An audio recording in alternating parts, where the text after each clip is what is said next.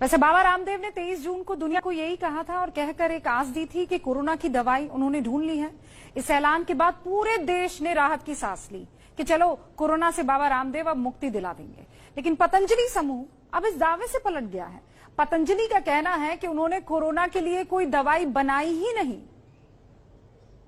Corona की पहली medicine Patanjali research centre और नीम्स के संयुक्त प्रयास से तैयार हो गई है। दवाई के अंदर तो ये हमने कहा ही नहीं कि ये हम कोरोना को जो है कंट्रोल करते हैं, क्योर करते हैं। कुछ लोग ईर्ष्या भी करेंगे कि सारी दुनिया के वो डॉक्टर और हजारों नहीं लाखों करोड़ों का कारोबार जिस एलोपैथी में होता है वो वैक्सीन नहीं बना पाए। लंगोटी धोती पहनने वाले इन सन्यासियों ने ये कार्य कैसे कर दिखाया। हम नहीं कह रहे हैं कि हमने कोरोना की दवाई बनाई। डॉक्टर साहब आप पकड़ लीजिए, ये कोरोनिल है। 23 जून को स्वामी रामदेव जब दुनिया के सामने कोरोना की दवा बना लेने का दावा कर रहे थे, उस वक्त उनकी बाईं ओर बालकृष्ण थे और दाईं ओर निम्स के चेयरमैन बीएस तोमर मौजूद थे।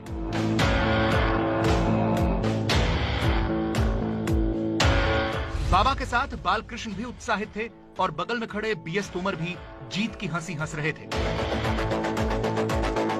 मगर दवा के दावे से पहले तोमर साहब मुकरे और आज आचार्य बालकृष्ण भी पलट गए।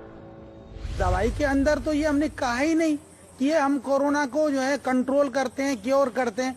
हमने कहा कि हमने ये दवाइयां बनाई थी, वो क्लिनिकल रिसर्च के अंदर ये दवाइयां दे दी। दवाई देने से कोरोना के रोगी ठीक हो गए।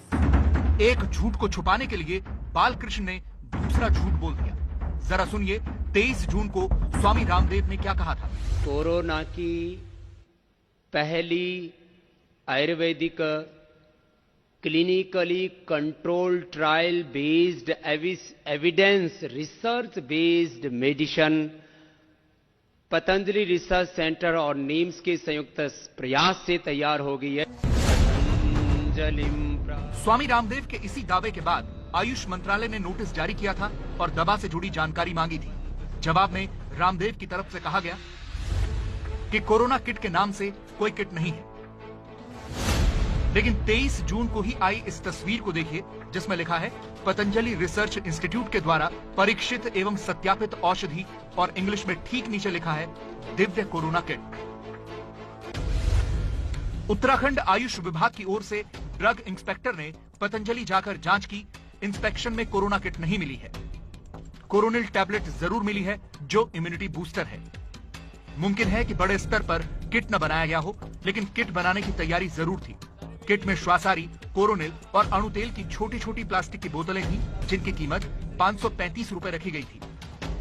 तीनों अलग अलग हैं और एक ही किट में डाल दी। उसका नाम हमने रख दिया कोरोना किट। 535 रुपए की ये कुल तीनों औषधियां हैं, मात्र 535 रुपए की। किट में से एक कोरोनिल दवा की पैकेजिंग पर भी आयुष विभाग को आपत्ति है। कोरोनिल टैबलेट के जो लेबल है उस पर इन्होंने कोरोना का चित्र अंकित किया है, जो कि मतलब ठीक नहीं है। तो इसमें ये कहते हैं कि हमने नहीं किया है, जबकि वो हमें लगता है कि वो है। पतंजलि ने कोरोना की न कोई दवा बनाई और न ही उसके पास इसका लाइसेंस था। पतंजलि ने सिर्फ प्रतिरोधक क्षमता यानी इम्यूनिटी बढ़ाने के लिए एक दवा विकसित की जो कोरोना से लड़ने में मददगार हो सकती है।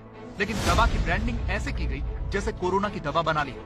कुछ लोग ईर्ष्या भी करेंगे कि सारी दुनिया के वो डॉक्टर और हजारों नहीं लाखों करोड़ों का कारोबार जिस एलोपैथी में होता है वो वैक्सीन नहीं बना पाए।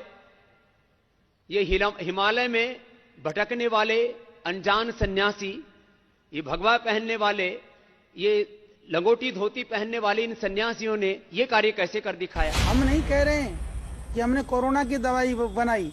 हम कह रहे हैं कि जो दवाई बनाई थी वो क्लिनिकल ट्रायल में कोरोना के रोगी ठीक हो गए।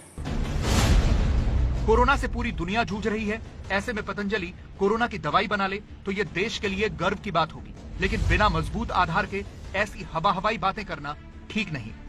इससे लोगों का भरोसा कम होता है।